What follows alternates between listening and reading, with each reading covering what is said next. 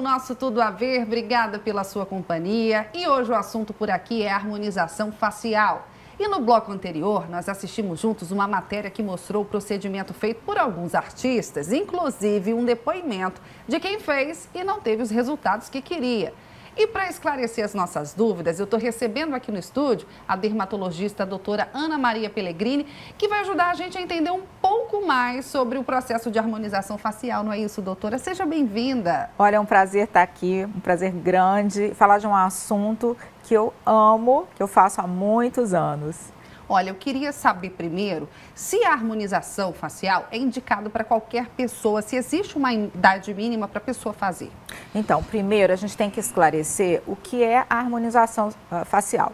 A harmonização facial, ela pode ser utilizada para correção de algumas alterações inestéticas que podem já serem apresentadas desde a adolescência, desde a infância. Então, não existe uma idade mínima para o procedimento, desde que haja uma indicação correta, uma necessidade. Então, hoje, o adolescente, com toda essa divulgação na rede social, ele se preocupa muito com a questão da imagem. E existe todo um apelo nos selfies, né? Até porque com o selfie muitas vezes há uma distorção da imagem e você acaba começando a observar que você não está tão satisfeito com alguns detalhes na sua face. Por outro lado, com o envelhecimento, a gente começa a apresentar mais mensagens negativas na nossa face. Então, envelhecer, eu digo sempre para o paciente, é realçar os aspectos negativos. E, ao mesmo tempo, os positivos vão diminuindo. Então, quando a gente harmoniza, a gente visa equilibrar proporções, medidas faciais e também a relação de uma estrutura facial com a outra. Então, é muito importante, existem medidas que a gente faz para ver a relação do nariz, queixo e boca.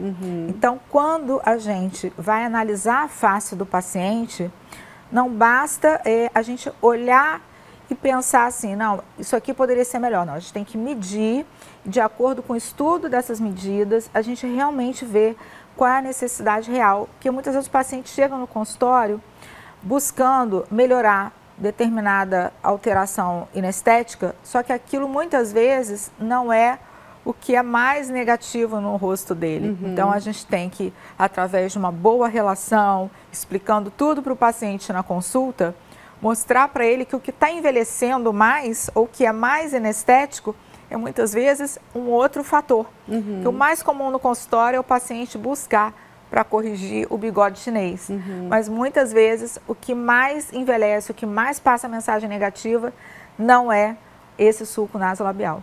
Agora, a perda de volume, né, do rosto, isso é muito natural com o passar dos anos, né? O que vai acontecendo, as mudanças do nosso rosto? Inclusive... Então, trouxe aqui esse crânio para ajudar na explicação para vocês, né? Então, à medida que a gente vai envelhecendo, isso pode acontecer até antes dos 20 anos de idade, a gente vai sofrendo remodelação óssea. E essa remodelação óssea ocorre em toda a calota craniana. Então, a gente vai tendo uma diminuição da massa óssea.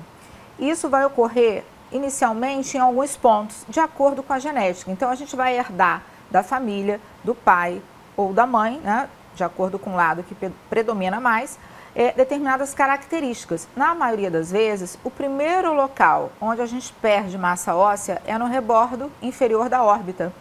E depois há uma progressão da perda para a região do arco zigomático, região malar, o ângulo da mandíbula, mento, que é o queixo.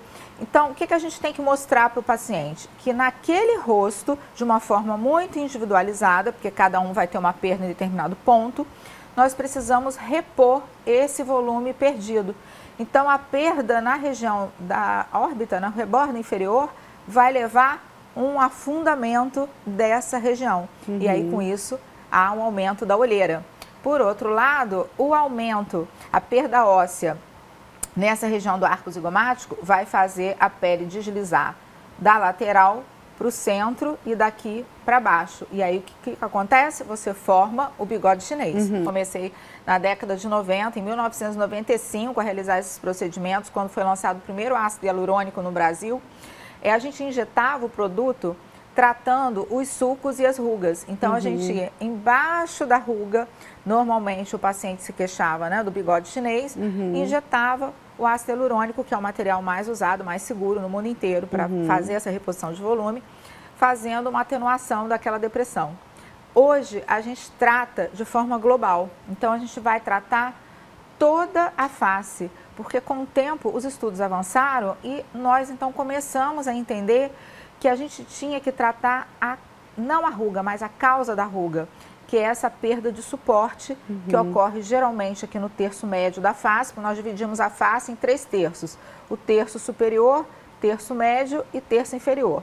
Então, o fundamental é a gente iniciar normalmente essa sustentação, a ancoragem da pele, normalmente no terço médio, para depois, que é o mais comum, tratar os outros terços. Então, quando a gente faz uma reposição de volume nessa região malar e na região do arco zigomático, a gente começa então a levantar toda essa região. E a gente já começa com efeito lift. Só que além da perda óssea, a gente tem diminuição também dos coxins de gordura. Embaixo da nossa pele existem várias bolsas de gordura que também sofrem alteração e vão diminuindo com o tempo. E aí a gente também tem que repor esse volume perdido. Essas bolsas também se deslocam para baixo por ação da gravidade.